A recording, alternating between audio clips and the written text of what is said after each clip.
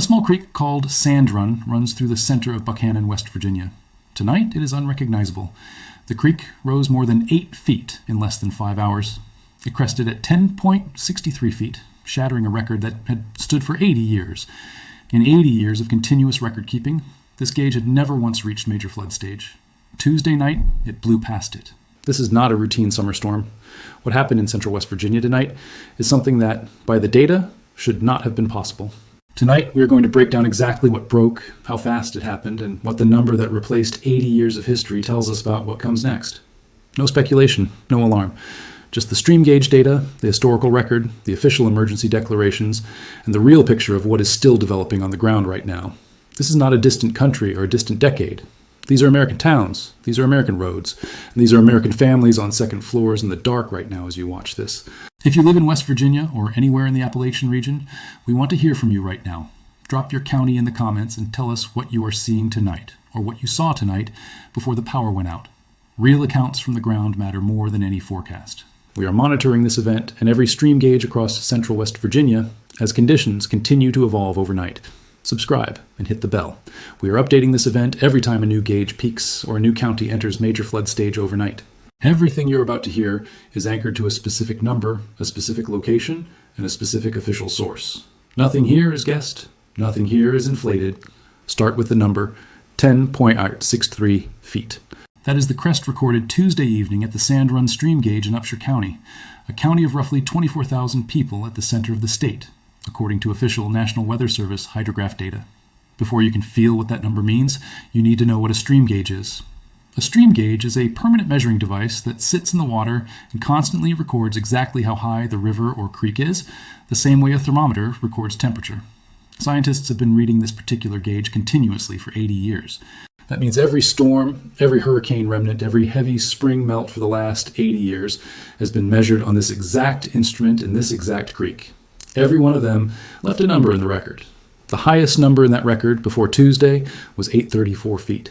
That reading came in November of 1985. It held through every storm, every disaster, every heavy rain season for 80 years before Tuesday night erased it. Think about what 80 years means at human scale. The last time this gauge came close to these levels, the year was 1946. World War II had just ended. Most of the people watching this video were not born. Most of their parents were not born. Sand Run is not a major river. It is a small tributary creek. In dry weather, residents can walk across it without getting their knees wet. Children fish in it. Dogs cross it. It is the kind of creek you drive over on a small bridge without noticing you crossed anything at all. Tuesday night, that creek rose more than 8 feet in less than 5 hours. Picture a standard basketball hoop 10 feet off the ground. The water climbed from ankle depth to nearly that height in the time it takes to watch 2 movies back to back. Now the second threshold. Every river and stream in the United States has a defined level at which flooding becomes serious enough to threaten homes, roads, and lives. That level is called major flood stage. Major is the top category. It means widespread damage is expected and conditions are dangerous across a large area. For the Sand Run gauge, major flood stage is set at 10 feet. In 80 years of continuous record keeping, this gauge had never reached major flood stage. Not once. Not during Hurricane Juan in 1985. Not during the 2016 disaster. Not during any of the events in between. Tuesday night, it went 0.63 feet past it. That is not a minor exceedance. In stream gauge terms, blowing through major flood stage on a creek that had never touched it means the water is doing things the local drainage system was never designed to handle. Culverts overflow, bridges become dams, small tributaries push into streets that have never seen water before. The National Weather Service issued a flash flood emergency for the region as the gauge climbed. A flash flood emergency is the highest level warning the agency can issue. It does not mean flooding may begin. It means people are already in immediate danger, and water is rising right now. The rate is the other part of the story. Rain fell so quickly that a monitoring station 2.6 miles south of Buckhannon recorded 7 inches of rain in a single day. Of that 7 inches, 4 inches fell in 75 minutes. Not 4 inches over a day, over 75 minutes. A drain, a culvert, a road shoulder designed to handle normal rainfall had no chance. Those are the numbers. Now here is what those numbers looked like on the ground in the center of Buckhannon. Meadow Street runs through the middle of town. Tuesday night, it is a river. Water moves across it in a steady, dark current, carrying yard furniture, mailboxes, and pieces of siding torn off homes further up the slope. Cars sit abandoned mid-block, water above the wheel wells, headlights still on underwater in some cases before the batteries give out. Buckhannon is a city of around 5,500 people. The mayor tells reporters something viewers should hold on to. He has lived in the area for 37 years. He has never seen anything like this. Not the closest comparison, not a rough equivalent. Nothing like this at all. 20 miles north in Weston, a city of around 4,100 people, the Walmart is fully underwater. Not the parking lot, the store itself.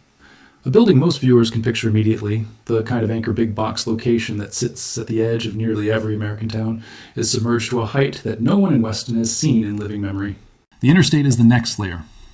Interstate 79, the main north-south corridor through central West Virginia, is under a life-threatening flooding warning between mile markers 90 and 106. That is a 16-mile stretch of federal highway that engineers built above the floodplain. Tuesday night, the floodplain caught up to it. U.S. Route 33 is inundated across multiple sections, including the stretch between mile markers 2 and 5, and again between mile markers 15 and 17.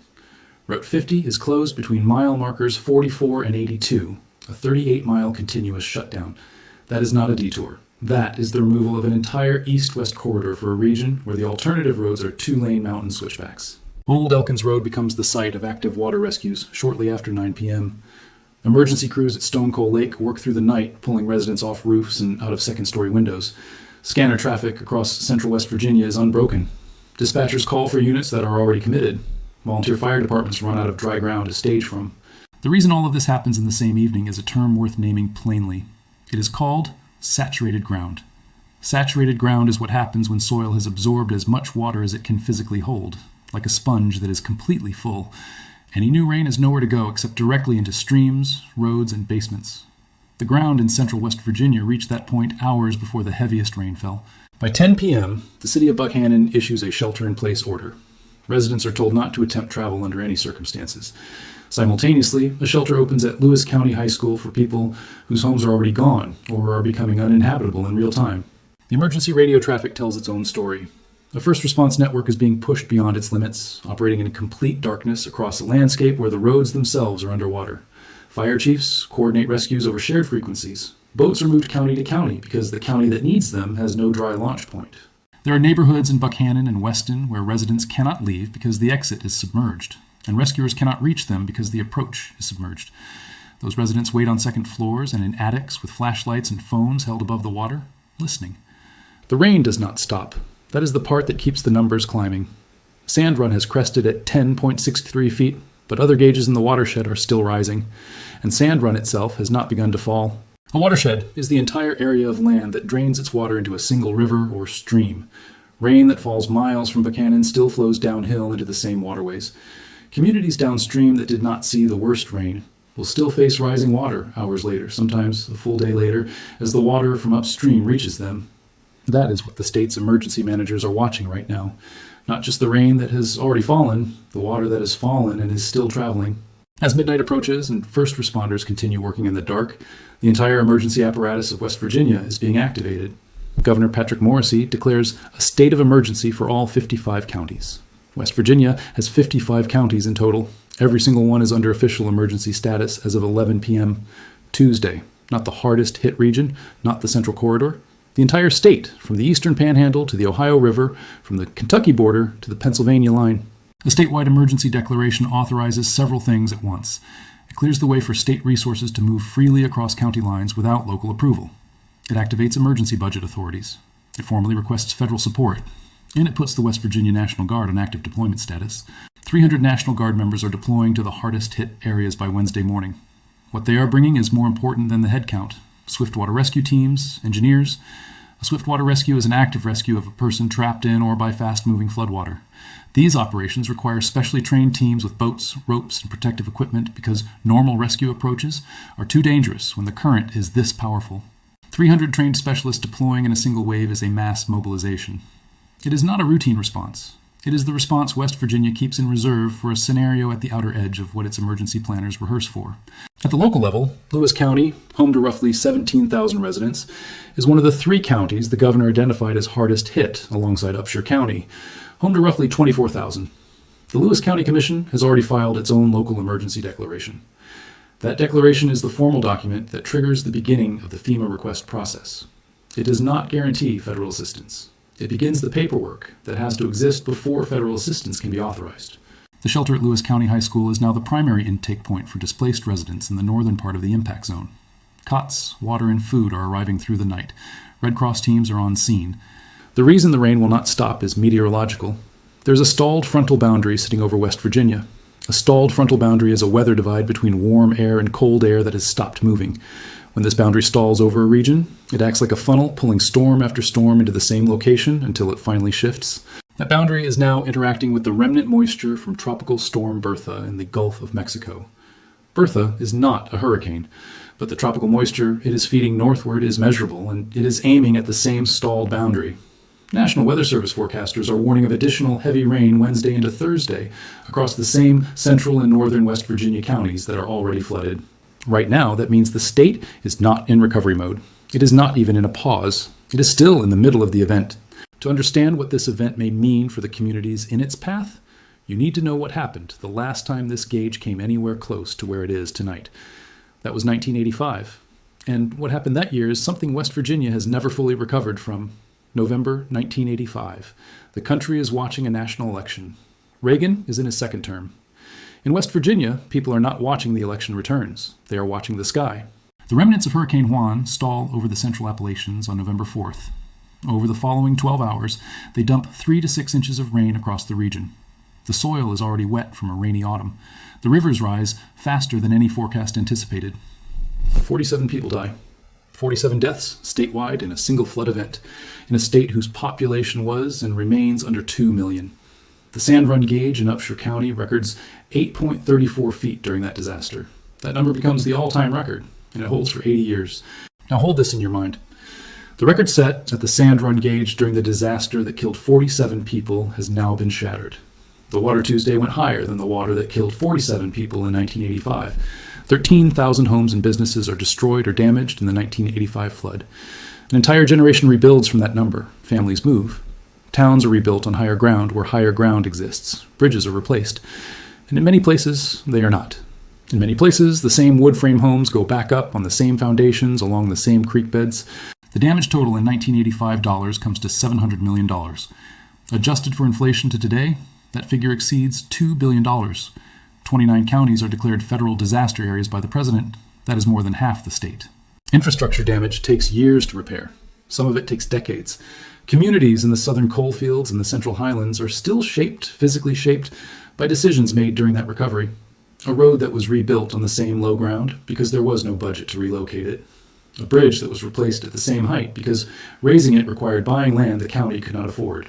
In Upshur County specifically, the 1985 flood is the event that defines the local flood memory. It is the flood the older generation talks about. It is the flood the emergency plans are built around. It is the flood the Sand Run gauge is measured against. That flood set the record at 8.34 feet. Tuesday night, that gauge reads 10.63 feet. That is the direct comparison. The event West Virginia treats as its worst modern flood produced a Sand Run crest of 8.34 feet. The event happening right now produced a crest of 10.63 feet. Other reference points fill in the picture.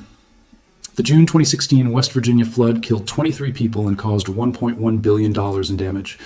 The 2022 Appalachian floods, centered in eastern Kentucky and reaching into southern West Virginia, killed 45 people with damage estimates reaching $950 million. Neither event broke the Sand Run record. Tuesday did. The 1985 flood was treated as a generational catastrophe, something that happens once in a lifetime. What the data from the last decade tells us is that the interval between events like this is no longer a lifetime. It is getting shorter. And the reason why is something almost no one is talking about. There's a piece of investigative reporting from West Virginia Watch that quantifies what the state's residents already feel. It measures flooding events across 2 matched decades. From 2006 to 2016, West Virginia recorded 324 flooding events. From 2016 to 2026, the same state recorded 1,059. Same state, same 10-year window, more than triple. Flash floods in West Virginia are now occurring on average once every 4.8 days. That is not a statewide average dragged up by a few bad years. That is a rolling frequency, calculated across recent years, that describes something happening somewhere in West Virginia roughly every work week. The pattern gets sharper when you zoom in. The 12 counties hardest hit by the June 2016 disaster have seen a 300% increase in flooding events over the following decade compared to the decade before that disaster. The areas that flooded worst in 2016 are now flooding 3 times as often. The scars left by 2016 have not healed. They are being reopened. The meteorological driver behind this is not abstract. Rainfall intensity in West Virginia has increased by 30% in the first hour of storms over the past 30 years. What that means concretely is that the rain arrives faster than it ever did before. The opening 60 minutes of a modern storm now delivers a third more water than the opening 60 minutes of a storm from a generation ago. Infrastructure designed to handle the old rate of arrival is now routinely overwhelmed. This is where the West Virginia problem becomes structural. The roads, bridges, culverts, and drainage systems across West Virginia were built to serve coal trucks running through narrow mountain valleys. They follow river channels because the river channels are where the flatland is. They were never engineered for first-hour rainfall rates 30% higher than anything in the historical record they were designed against. A culvert built in 1962 to drain a 2-inch-per-hour storm cannot pass a 3-inch-per-hour storm. It backs up. The water finds a new path, usually across a road, usually into a home. The second half of the problem is the terrain itself. When West Virginia rebuilds after floods, it rebuilds in the same narrow valleys, not by choice. Those are the only buildable areas in this landscape. Rebuilding on a ridge means buying land that does not exist, running utilities up slopes that were never wired, and abandoning the community's history at the same time. So the town goes back where it was. Each rebuild incrementally expands the floodplain. A new home built at the edge of a river channel narrows the effective channel by a few feet. Multiply that by every rebuild across every valley over 40 years, and the water has less room every time. The forward-looking numbers make the pattern impossible to ignore. First Street Foundation modeling identifies 423,000 properties in West Virginia with greater than a 26% chance of severe flooding impact over the next 30 years. West Virginia has roughly 1.3 million properties total. That means roughly 1 in 3 properties in the state carries at least a 1 in 4 chance of a severe flood event within a normal home ownership horizon.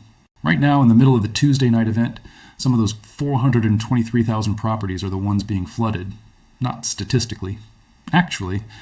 Which brings us to the question nobody is asking directly. If this gauge held its 1985 record through every storm for 80 years and shattered it on July 21, 2026, what does the next 80 years look like for the families who live in these valleys? The answer to that question is not settled, but the data pointing toward it already exists, and it is worth looking at clearly before the water recedes and the news moves on. Here is what stands side by side at the end of this night. West Virginia recorded 324 flooding events in the decade from 2006 to 2016. In the decade from 2016 to 2026, the same state recorded 1,059. That is one state. That is 20 years. Those are the numbers. The valleys that made West Virginia's towns possible are the same valleys that keep flooding them, because engineers built those roads, those bridges, and those drainage systems for a climate that no longer exists. The cycle does not pause between events. It compresses. The question is not whether the next flood is coming. The question is what communities rebuild before the next one arrives and where they choose to build it. If you live in one of these communities, or if you have been through a flood like this anywhere in the country, we want to know one thing. What did it take to come back? Not the day of, the month after, the year after, the decade after. Tell us in the comments. Those accounts are the closest thing we have to a real map of what recovery actually looks like when the cameras leave. We are tracking every stream gauge in central West Virginia as water continues moving downstream. Sand Run is crested, others have not. Subscribe and hit the bell so you get the update the moment the next gauge peaks, the moment a new county enters major flood stage, or the moment the National Weather Service extends the flash flood emergency into a new watershed. And if you know someone in West Virginia tonight, someone in Upshur County, in Lewis County, in Randolph, in Barber, in any of the 55 counties now under a state of emergency, share this video with them. They need the full picture of what is still ahead, not just the headline of what has already happened. Share it now before the sun comes up and the water finds somewhere new to go.